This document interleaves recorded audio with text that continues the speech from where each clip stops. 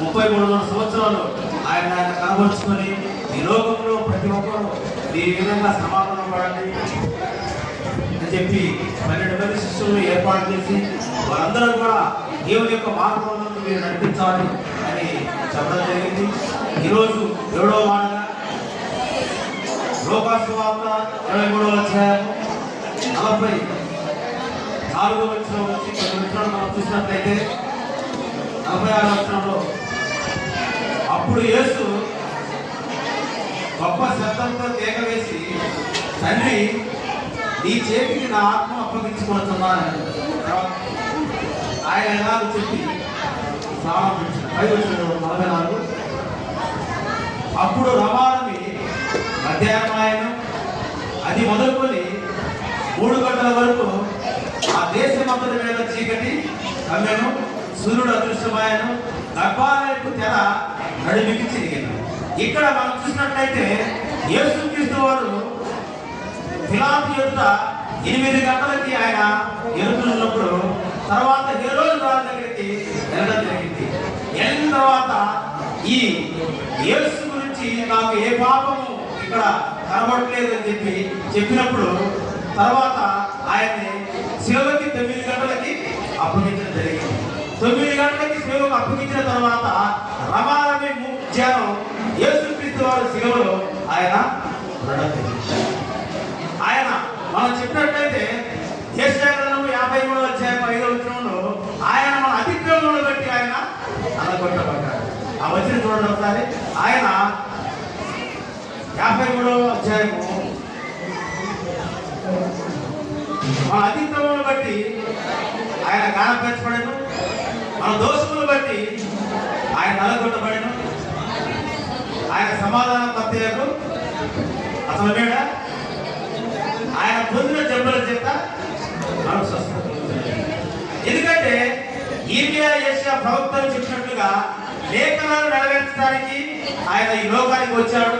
ఈ లోకానికి వచ్చిన తర్వాత తండ్రికి ఆయన ఆత్మయే ఈ లోకంలో ఆయన ఒక కుమారుడుగా జన్మించడం జరిగింది. ఏ విధంగా అయితే జన్మించాడో ఇష్టంగా పరిశుద్ధంగా ఆయన యొక్క ఆత్మను దేవునికి యెహోవా దేవునికి అప్పగించడానికి ఆయన వెళ్తున్నాడు. ఆ యొక్క శిలువలో ఆయన 7వ మాటగా తండ్రి నా ఆత్మను నీ చేతికి అప్పగించుకుంటున్నాను. ఆదికాండం 2వ అధ్యాయం 7వ వచనంలో చెప్తాడు, దేవుడు నరుడు జీవాత్మ పొందితే ఆత్మ శివాత్మ. ఒక వ్యక్తి నరవతారిగా జన్మించడానికి దేవుడు ఒక ఆత్మను జీవాత్మ పొందిన తర్వాత దేవుడు ఒక ఆత్మను మనకు దయచేశాడు. బైబిల్లో మనం చూసినట్లయితే కొన్ని విషయాలు చెప్తాను చూడండి.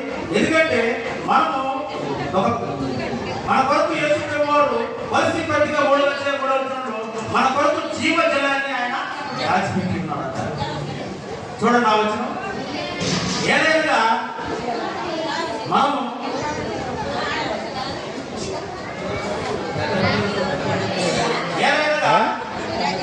మీరు విడిపోతుంది మీ జీవము మనిషితో కూడా క్రీస్తుతో కూడా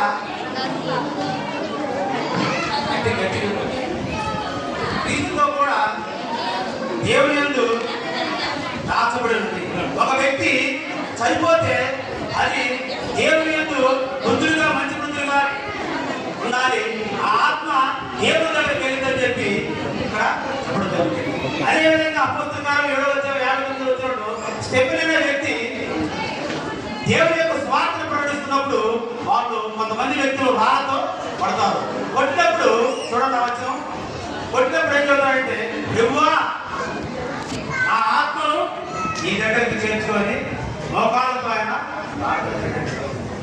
అదేవిధంగా మనం చూసినట్లయితే కీర్తన గ్రంథము 31వ అధ్యాయము 5వ వచనంలో 31:5 నా ఆత్మను నీ చేతికి అప్పగించున్నాను, యెహోవా సత్యదేవ నన్ను విమోచించేవాడు. ఇక్కడ దావీదు భక్తుడు కూడా చెప్తున్నాడు, లేఖనాలు నెరవేర్చడానికి ఆయన ఆత్మ అప్పగించాలని చెప్పి చెప్తున్నాడు. అదేవిధంగా మనము దేవుని మీద విశ్వాసంతో ఈ యొక్క శిలువ యాగంలో దేవుడు 40 కొరడా దెబ్బలు తిన్నాడు. 40 రోజులు ఉపవాసంతో గొల్గొతా కొండ మీద నుంచి ఆయన కొత్తబడి అర్థం కార్చి శిలువ మోసుకొని గొల్గొతా కొండ దగ్గరికి వెళ్తున్నాడు. మనం ఈ లోకంలో ఏ విధంగా ఉంటున్నామో మన కొరకు ఆయన శిలువ యాగాన్ని, ఆయన రక్తం చిందించబడ్డది మన కొరకు మన ఆత్మను జీవజలాన్ని దాచిపెట్టడానికి ఆయన జీవాత్మ ఉద్యోగానికి ఆయన ఆత్మని అప్పగించడానికి ఈ లోకంలో చివరి గడిగా ఆయన మొత్తం సమర్థం చేసి దేవాలయపు తెర, ఈ యొక్క తెర అంటే ఎలా చెప్పినట్టుగా పరిశుద్ధ స్థలము, అతి పరిశుద్ధ స్థలము ఈ యొక్క అక్కడ కూడా ఈ యొక్క తెర ఉంటుంది. ఆ దేవాలయ తెరను నడిపి తిరిగి కొత్త నిబంధన ఈ యొక్క మనిషి ఈ యొక్క రక్తాన్ని చిందించాడు. నూతన నిబంధన మనకి ఏర్పాటు చేయడం జరిగింది. ఒక కుమారుడు నశించిన దానిని వెలకరించడానికి ఒక కుమారుడు వచ్చాడని చెప్పి ఈ యొక్క దేవుడు కొత్త నిబంధన మనకి మనం చూసినట్లయితే దేవుడు ఏం చెప్తున్నాడంటే ఒకసారి చూడండి. 1 కొరింథీ 15వ అధ్యాయం 57వ వచనం. 1 కొరింథీ 57వ అధ్యాయం 15వ అధ్యాయం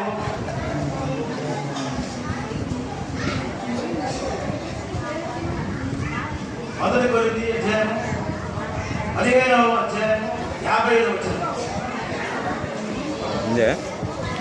ఓ వర్ణమా నీ విజయం అక్కడ, ఓ వర్ణమా నీ ముళ్ళు ఎక్కడ? మరణపు ముళ్ళు పాపముకున్న బలము మరణశాసము. మరణాన్ని కూడా ఏం చేయలేదు. దేవుడు ఇక్కడ ఏం చెప్తున్నాడంటే మరణాన్ని కూడా నేను జయిస్తాను అని ఇక్కడ రాయడం జరిగింది. మరణమా నీ ముళ్ళు ఎక్కడ? మరణపు ముళ్ళని వెచ్చడానికి ఈ లోకంలోకి కన్యక గర్భవతిగా పుట్టి ఈ లోకానికి ఒక కుమారుడుగా జన్మించి ఆయన ప్రత్యక్షపరుచుకున్నాడు. రోగులు స్వస్థపరిచాడు, అదేవిధంగా రోగులు స్వస్థపరిచాడు. ఆయన ఈ లోకంలో ఆయన 33 సంవత్సరాలు ప్రతి ఒక్కరు కూడా నేను యేసునని చెప్పి ప్రతి ఒక్కరు కూడా ఆయన కనబరుచుకున్నాడు. శిలువ యాగంలో కూడా 7 మాటల్లో కూడా ఆయన ఫస్ట్ మాటలో చెప్పినట్టు తండ్రి మీరేం చేస్తున్నారో ఈ ఎరుగు అని చెప్పాడు. ఇక్కడ ఏం చెప్తున్నాడు? మళ్ళీ తండ్రి అడుగుతున్నాడు, తండ్రి నా ఆత్మను నీ చేతికి అప్పగించుకుంటున్నాను అని చెప్తున్నాడు. ఈ యొక్క 7 మాటలు కూడా అమూల్యమైన మాటలుగా మనం చెప్పుకోవచ్చు. ఎందుకంటే ఈ లోకంలో మనము యేసు ప్రభు వారు నరవతారిగా ఈ భూమి మీద జన్మించి మన కొరకు ఆయన పాపాల కొరకు ఆయన ఈ లోకంలో జన్మించడం జరిగింది. వాక్యాన్ని వివరించుకుంటూ పరిశుద్ధ పట్టణంలోకి నిత్య జీవంలోకి మనం వెళ్ళాలని చెప్పి ఈ యొక్క వాక్య భాగాన్ని అవకాశించినటువంటి సంఘాలు తెలియజేస్తూ సెలవు తీసుకుంటాం.